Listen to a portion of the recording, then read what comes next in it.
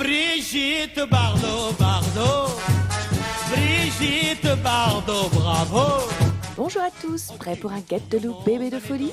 C'est parti mon kiki, on commence avec la Nude Magic Blur Cream de L'Oréal qui nous permettra d'obtenir le teint zéro défaut de Brigitte. Et on l'applique sur le front, le nez et les joues. On enchaîne avec le Dream Wonder Nude qu'il faut bien shaker sinon la pulpe elle reste en bas. Non, on ne parlera pas de cet applicateur goutte de teint, on fera avec, en même temps faut bien. Mais grâce au merveilleux Face Buffer Brush de Makeup Geek, on aura le fini voile poudré imperceptible que l'on souhaite. Et oui, dans les 60s, le teint était résolument mat. Le maquillage des yeux étant chargé, et c'est peu de le dire, on sécurisera tout ça avec la Shadow Insurance de Too Faced qu'on appliquera en tapotant légèrement sur nos paupières supérieures et inférieures. Ça contrecarrera aussi l'irrépressible envie de notre anti-cerne d'aller systématiquement élire domicile dans nos ridules. Faites pas semblant, je sais que vous savez. Processus de camouflage des cernes enclenché et on commence avec l'étape numéro 1, le correcteur. Voyez vous-même la différence avec et sans. Et alors là, c'est un retour de flamme pour l'effaceur yeux de Maybelline et je ne m'explique toujours pas pourquoi je l'ai délaissé si longtemps. Ça reste quand même l'un des meilleurs anti-cernes du monde.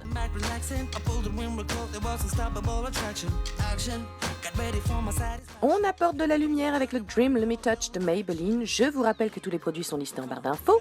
Et on se dessine donc des peintures de guerre sur le front, l'arête du nez, l'arc de Cupidon, le menton et partout il y a des petites imperfections.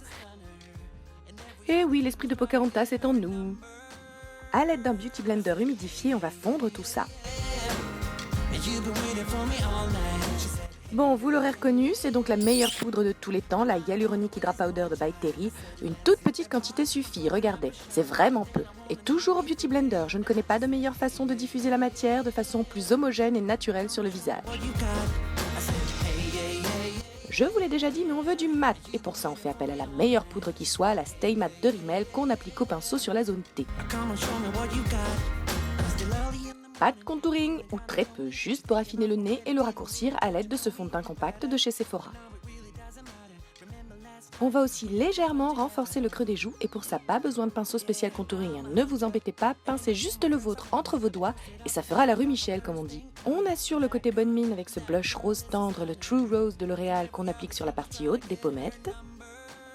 Il est temps de s'occuper de nos sourcils et si vous me suivez, vous savez que j'utilise une brosse à dents pour coiffer et discipliner les miens. Je ne connais rien de mieux.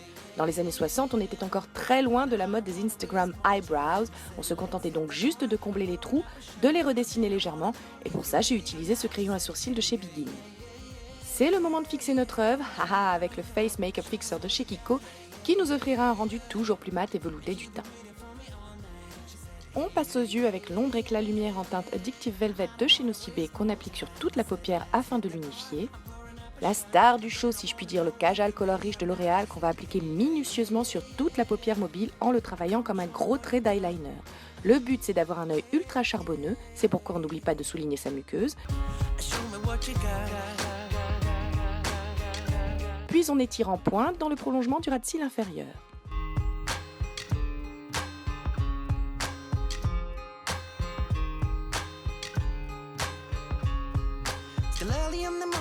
On floute à l'aide d'un pinceau mélangeur, puis avec un pinceau biseauté, on parfait le rendu. C'est un travail précis, mais on veut que le résultat soit parfait. Sinon, bonjour les yeux de panda, et ça on ne veut pas, oh non, on ne veut pas. On renforce la couleur à l'aide d'un pinceau plat avec la teinte Night de la palette Flawless de Makeup Revolution, toujours dans la précision, respirez, respirez, je vous dis ça va aller.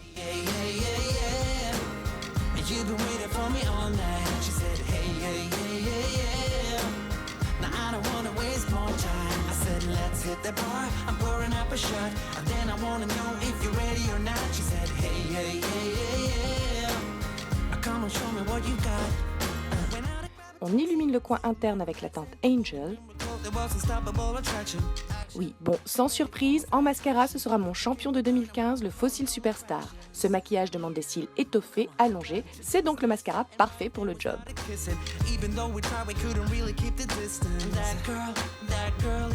Allez, on passe aux lèvres. Là encore, vous me connaissez, j'ai mes petites habitudes et le crayon blanc en pourtour des lèvres supérieures, eh ben j'aime bien. Avec l'automatique précision lip liner de chez Kiko en teinte 501, on va non seulement dessiner notre contour des lèvres, mais on va aussi tenter de reproduire l'astuce de Brigitte, qui avait pour habitude de gommer littéralement son arc de Cupidon, c'est-à-dire qu'elle ne le dessinait pas, elle passait au-dessus, ce qui lui donnait une lèvre supérieure très arrondie. À l'aide de l'embout présent sur le même crayon, on va adoucir ce qu'on a tracé pour un rendu plus naturel.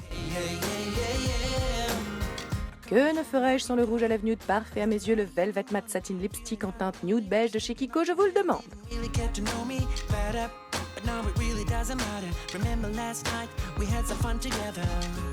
Et voilà, j'espère que ce get the look de l'iconique bébé vous aura plu. Je vous dis à bientôt dans une prochaine vidéo. Au revoir.